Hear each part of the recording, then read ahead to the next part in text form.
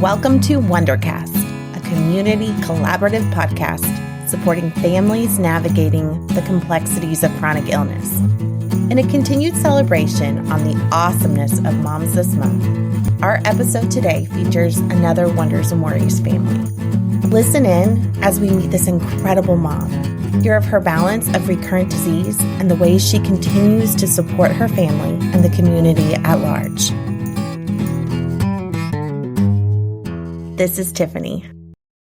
Hi, everyone, and thanks for listening. My name is Tiffany, and I'm so excited to be here today. I'm a little bit nervous, a little bit excited. A little bit about me. I am 35 this year. My kids, I have a boy. He is 4 years old, and he's currently in preschool. And I have a daughter. She is 7, almost 8. She'll be 8 in May, and she's in 2nd grade right now. I have had cancer for almost 4 years now, so I found out when I was 31. I think that, like many of us parents and mothers out here, that we try not to be defined by cancer. And I can remember very distinctly, I went to MD Anderson and I was asking them, what can I do? How can I surpass this? Well, the people that live for a long time, what makes them different? And the lady there, she told me, she said, the people that I see that live the longest, it's because they are not defined by their illness. They don't let it define them. They are not person with cancer. They are person, right? And so I try my hardest to make sure that I do other things as well. I started volunteering actually with Wonders and Worries because I'm so passionate about the mission that they do and personally how they've helped our children. And I also try to stay busy volunteering at the school with the kids and with the PTO. And then, of course, like many of us out there, I'm also, chief family financial officer and laundry doer and booger catcher and, all of those other things. I think we all wear many, many hats. And one of them is that I have cancer. Do you want to kind of just share how you found out you had cancer and kind of what your treatment protocol looked like initially and how it's changed now? Yeah, absolutely. It was the week of our son's first birthday, so almost 4 years ago now. And I'd been having some trouble and I went to the OB and, I was just, like not even a year post-birth. So, I kind of expected bumps. I went to the OB and she took a look and she said, okay, something's not right here. And then she referred me to get an ultrasound, and they did the ultrasound, and the ultrasound person said, I think you need to go for a CT scan. And I can remember very distinctly sitting in that waiting room for that CT scan, and I hadn't even, gotten the news yet. And I turned to my grandmother, she's a rock in my life, and she was sitting with me. And I said, I just never saw my life ending this way. I always thought I would live longer than my husband. Most of the women in our family do. And she said, you don't even know you have cancer yet. And I was like, I know. It's just like something in my bones. I could feel it. And, that's one of the things that I'll say is like one of the silver linings of this process is it's helped me trust my body and my gut a little bit more. I feel like sometimes we are so raised to not trust the way that we are feeling or not express the way that we are feeling, that it's hard for us to do so. In that moment, I knew, and since then, I've been learning a little bit more to trust myself and trust my body and really listen when it says, you're tired, something's not right, those things.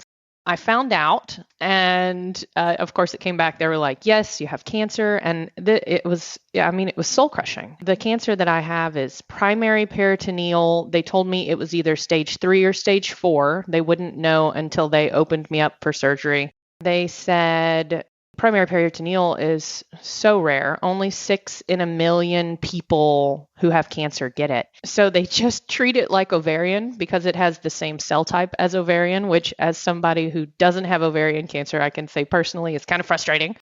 But I understand they can't do entire specialized treatments just for a subset of people who have something very rare. They told me all this information and they told me, you need chemotherapy. They said people with ovarian Anybody who has it, I'm sure you know that the statistics are not great. They told me there was an 80% chance that it would reoccur in the next 5 years. As somebody at the time who had a 1-year-old and a 4-year-old, I said, I'm sorry, what?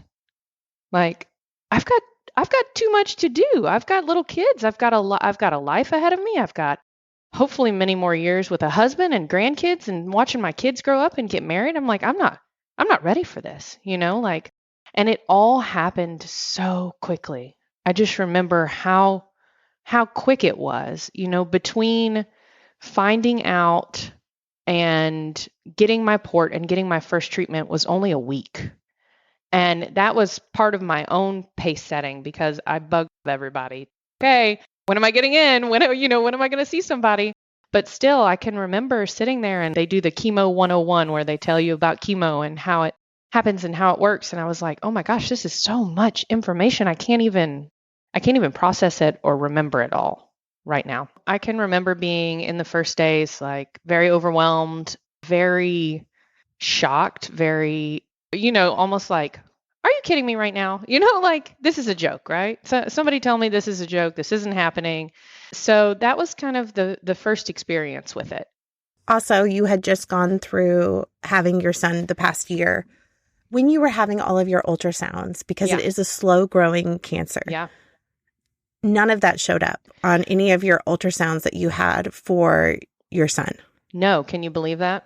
None of that showed up. And the weird thing though was in going back through this medical history, I asked ARC for a dump of everything from my entire medical history. And those older ultrasounds from when I was pregnant, CT scans from when I was having like hip trouble, like all of those things from years ago, none of them had any tumors or anything else. The only thing that I did see, which was interesting, was back 4 years before I got pregnant.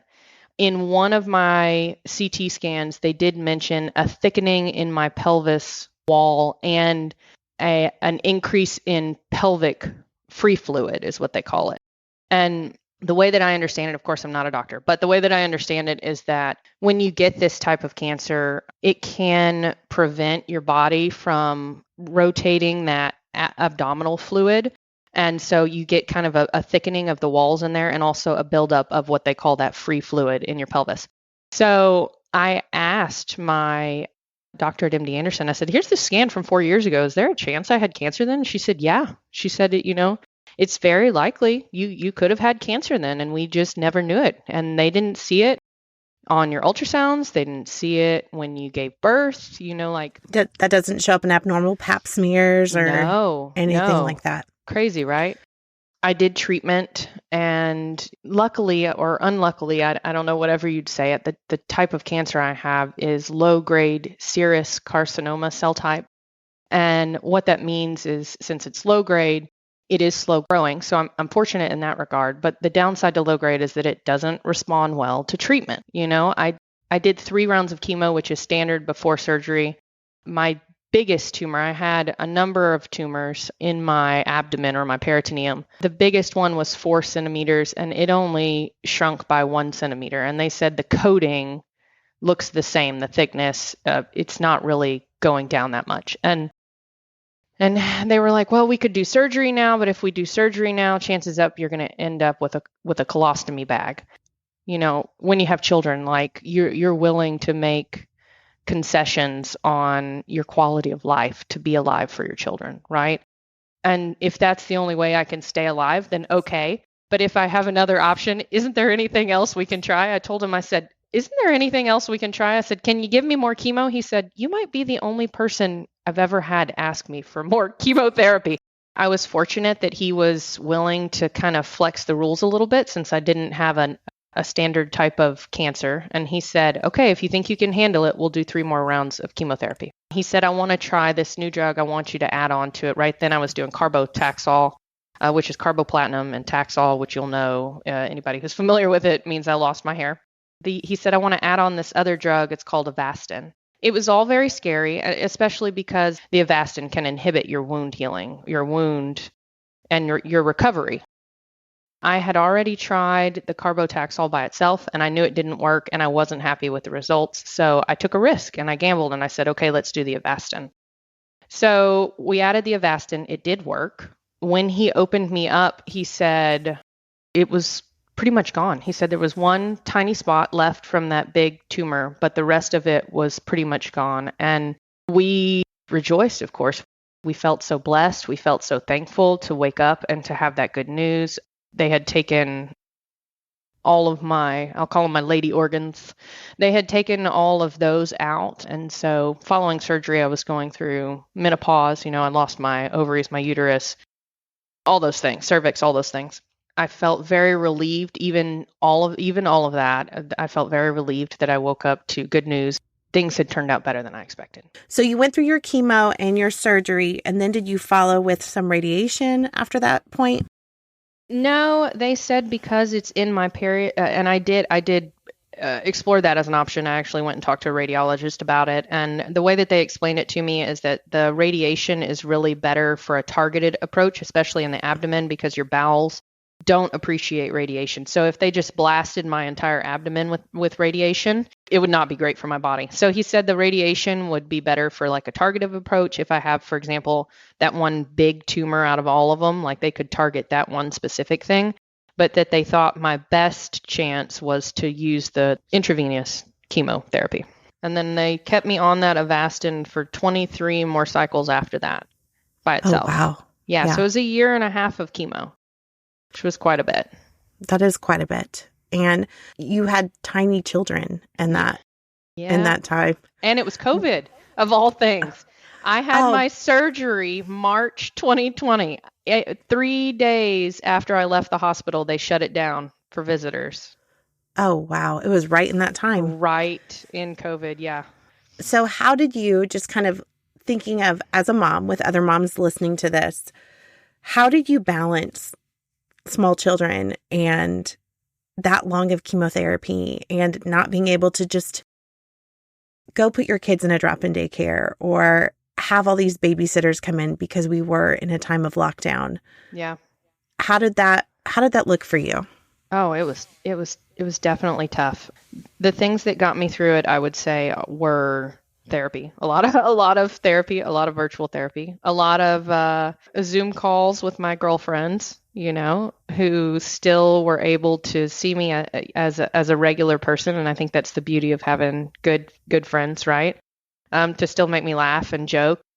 And also to be patient with myself, like to listen to my body. And it's okay to say no when you're not feeling something.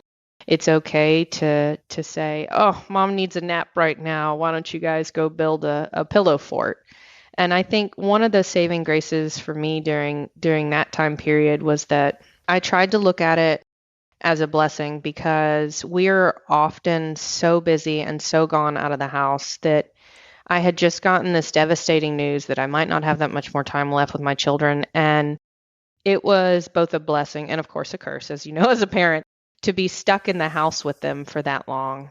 So I tried to focus on it being a positive, that I got to be there with them every day. I got to spend more time with them every day.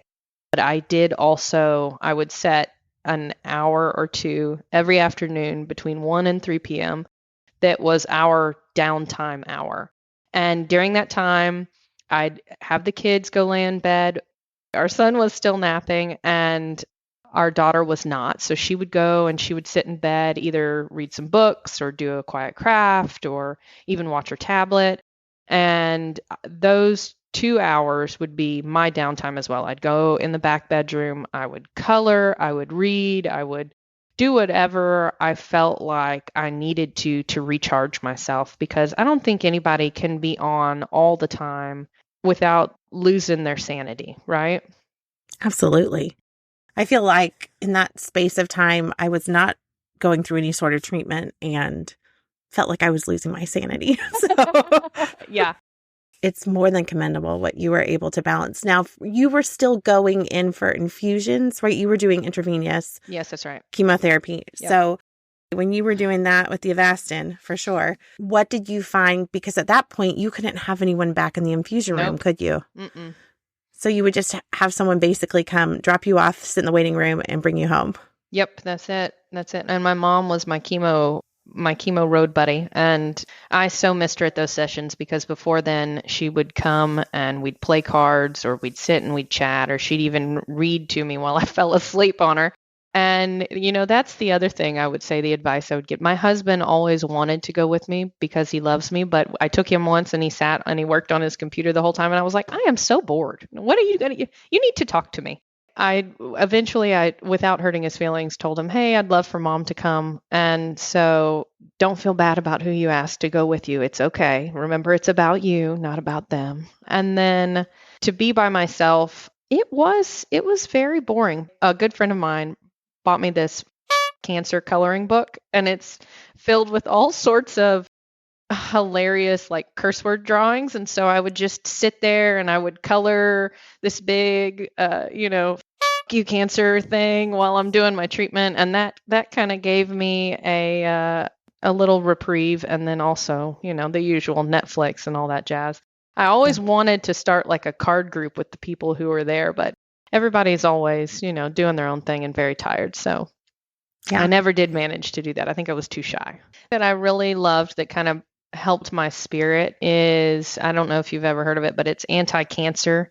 It's a book, and it really was. I know there's two versions, and I've read both of them. I feel like cancer takes so much control away from you. It makes you feel helpless, and it makes you feel like you can't do anything for your journey. You just have to sit back while they do the chemo and everything else. And this is what helped me so much, was reading that book and hearing, and for those of you who haven't heard it, the guy who wrote the book many years ago was someone who found out he had terminal brain cancer, and they told him he had hardly any time left to live, but he was a doctor. And so he knew enough about medicine to be able to go and to research alternatives, things that he could do to help himself around diet, around exercise, around all these small things that we know are good for us that, we get busy and forget to do. So it was a very powerful book for me then, because it made me feel like I had some sense of control and something that I could do to help my journey. And so it did bring me a lot of light during that time. What's changed for you with your cancer now? So with my currents, I told you before, the Avastin was an amazing drug. It did help me go back, and it did shrink everything. But the downside to it, as MD Anderson warned me about, was that it also messes with your wound healing capabilities. And so from that first abdominal surgery, where they cut me from basically 2 inches above my belly button all the way down, so I had like a huge incision, it didn't heal right. I ended up with a 4-inch hernia following that treatment, which like I said, I was happy to deal with. And like, that's not the worst of things that could happen, right? So even though it stunk, it wasn't really that big of a deal to me. But I went to have it repaired, and while I was having it repaired, I thought two things. The first was, hey, maybe I could get a plastic surgeon who could clean up this scar a little bit for me so it's not so giant the second time around. And also I thought, if they're going to have me open, I should have someone from oncology there, because like I said, the cancer that I have doesn't show up great on scans. I had gone to do my appointment the day before my surgery with my oncologist here in Austin. My CA 125 was a 3, which is really great for anybody who has ovarian cancer. And my scan had come back good. And then I went into surgery, and the person who was filling in that day wasn't my regular doctor, because he didn't have permissions at the hospital where I was having the hernia repair. But I talked to her on the phone. She's very, very smart, very capable, very nice. I was only supposed to be in surgery for an hour and a half, and I woke up 6 hours later, and I knew, something's not right here. And I was like, oh, And they had indeed found 18 more spots of cancer that they had scraped off of my organs. They had also taken out my appendix because it had a growth on it. And so I woke up in a considerable amount of pain. That week that I spent in the hospital, I was devastated. I mean, I was crushed, like, the odds going into it, like they told me 80% chance of reoccurrence, right? But I think in your heart, you always think, okay, I'm going to be that 20%. I got this, right? And then to find out that you don't got this as much as you think you got this, it was soul crushing. I didn't get out of the hospital bed for a week. I didn't want to see anybody. I didn't want to talk to my friends. I didn't want to talk to my family. I couldn't life, It's like, and that's one of the other things I would say is that, I think the way that I was brought up anyways is you're expected to hold everything together. You have to run a household. You have to hold it together for your children. You have to hold it together for your spouse. You have to hold it together for your family and for your friends. I couldn't hold it together. That fake it till you make it mentality That's can right. only last for so long. That's right. And I didn't even want to try. I didn't have the energy for it.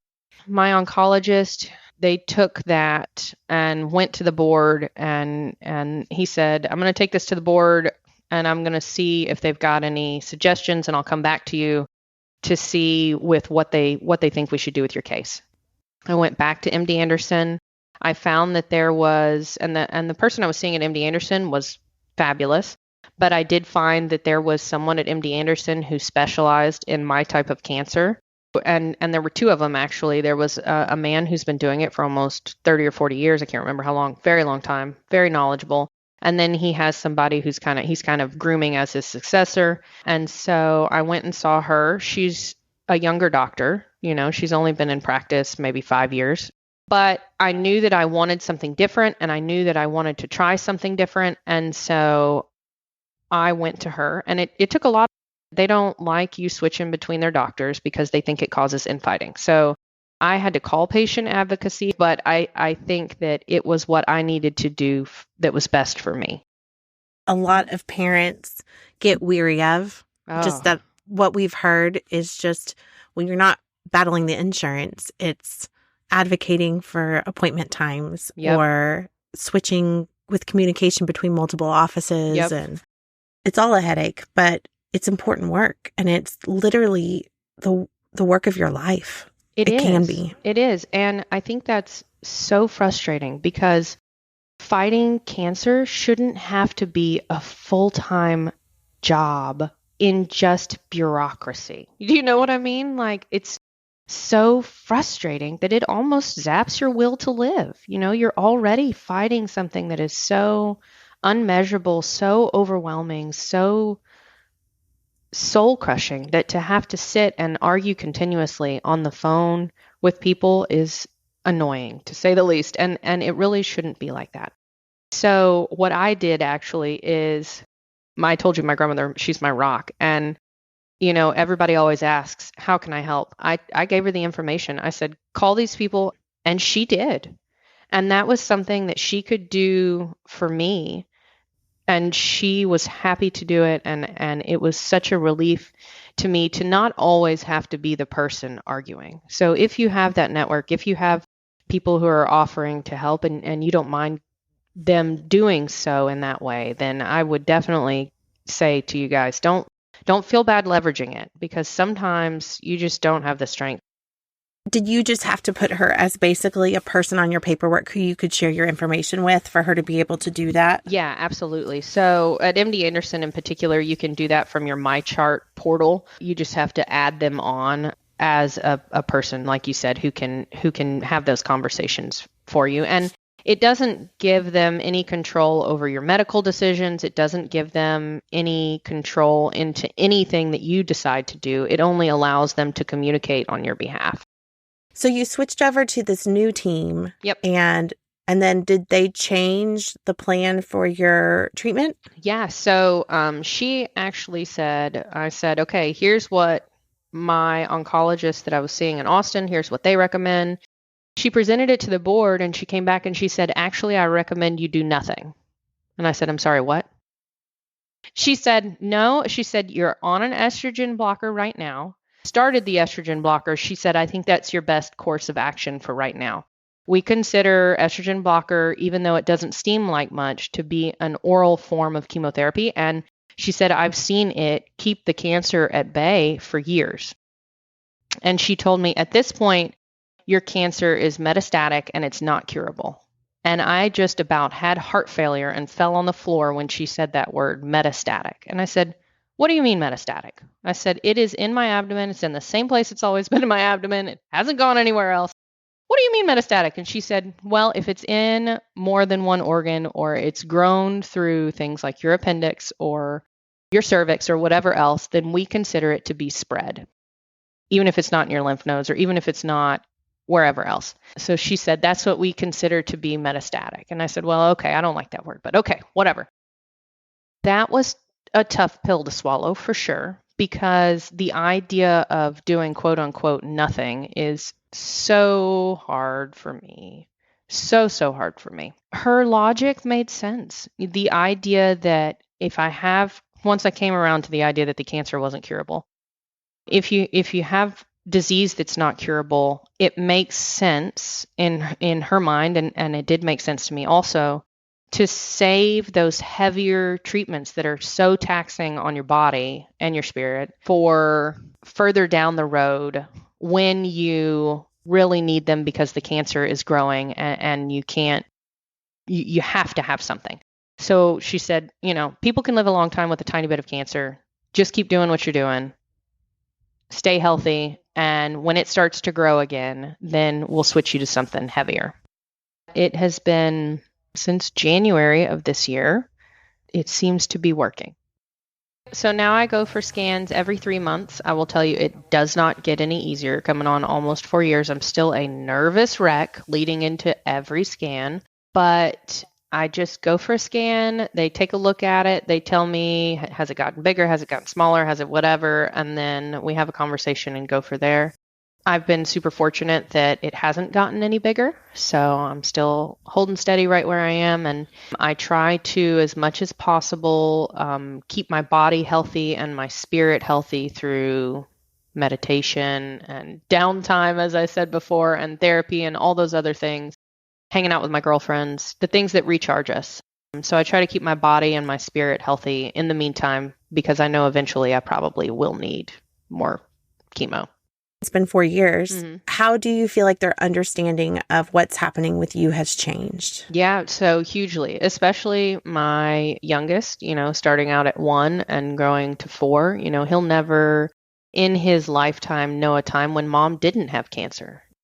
We decided up front we were going to tell them, and we even told them the first time around, like, mom has cancer, here's what it means. And it was super scary for them, because I can remember we had another little girl come over and she was playing with my daughter. They're both 5 at this point. And she said, your mommy has cancer, your mommy's going to die. My grandpa had cancer and he died. And that's a young person's mind, right? They know only their experience. She didn't mean it maliciously, but it was very scary for my daughter. Children are wise, and they see that something's going on. Even if they don't know what's going on, they see the stress, they see the tension. I always wanted to give her the benefit of being able to talk about what was going on and to be upfront with her. So that night we sat and we talked, and I said, mom may die from cancer. Like, it does happen. People die from cancer. And I said, and that would be a terrible, horrible thing. And I hope it never, ever, ever happens. But if I get sick enough, something is going to happen. You will know about it first. We will talk to you about it. I promise you right now that I'm here for you. If you need to talk about it, if you're worried about it, I want to tell you I'm worried about it too. But I'm here and I am fighting, and I will fight tooth and nail to make sure that I am here for you. I will do anything in my power and to make sure that I'm here for you as long as I can possibly be. And if at any point something happens, then you'll be the first to know about it, and we're going to talk about it. I don't want you to worry. That's my approach. And I don't know if it works for everyone, but I will say that Wonders and Worries definitely very much helped us with all of that. They're there for those tough conversations. And even when I don't know the right words to say, or, my daughter is being a little bit more apprehensive or clingy when I leave to go to Houston for an appointment, I can reach out to our child life specialist and I can say, hey, here's what's going on. What advice do you have? And they've been through this. They've been through this with countless families. And they know, based off of their research, based off of their years of experience, here's some options. Here's some things that you can say to help them feel better. Here's some things that they can do. My husband and I still talk about this. The difference between before we took our kids to Wonders and Worries and afterwards, that first session, our daughter walking out, she looked like a weight had been lifted off of her chest. I mean, I saw her smile, like a true ear-to-ear smile, and I realized I hadn't seen her smile in months because she was just so anxious and worried about it. And I would say that now, kind of growing up through it, we still talk about it every day. It's all still a very open process in our family. But I think that it's one of those things, like I said, for me, I try not to let cancer define us. It impacts us, but it's not the sum total of who I am. And I don't want that for my daughter, for my son either. Yes, their mom has cancer, but that's not all their mom has. She's also Spitfire. So, which is good. Yeah. Last question. Yep. Anything I did not mention that you wanted to share? Anything that you wanted to share to somebody who may be facing recurrent cancer or new to their first initial diagnosis? So I think a couple things. Number one is probably the best thing that I learned the first time I had cancer was Urban Decay makes an amazing eyebrow pencil. Because that's important. It is so important to someone who has no eyebrows. I looked at tattoos. Did you know they make stick-on fluffy eyebrows made out of real hair? I sure do. Now I do because of what we do, but yes. I looked at all those things and I will tell you, number one tip, Urban Decay has it's called a brow blade, a fabulous eyebrow pencil, and it's got a pencil on one end and a paintbrush on the other, so it gives you a very natural look.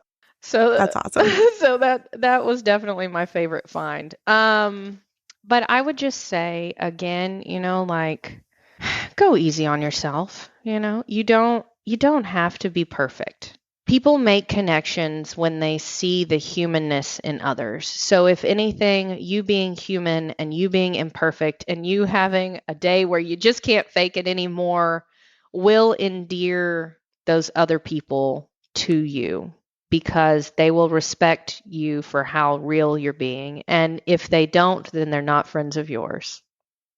Just love yourself, go easy, take lots of breaks, say no. And oh, by the way, when you say no, you don't have to have an excuse to say no. You can just say, no, I'm sorry, it doesn't work for me. Let's do it another day. You don't have to tell them why.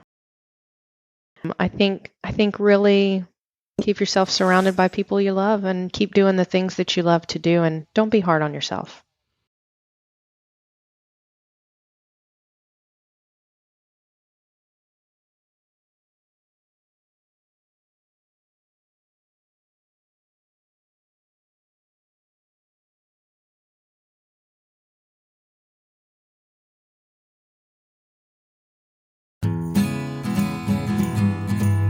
Thank you for tuning in to our podcast today. Please subscribe and continue to check back as our content is ever evolving. For questions or specific content-related requests, please send an email to podcast@wondersandworries.org.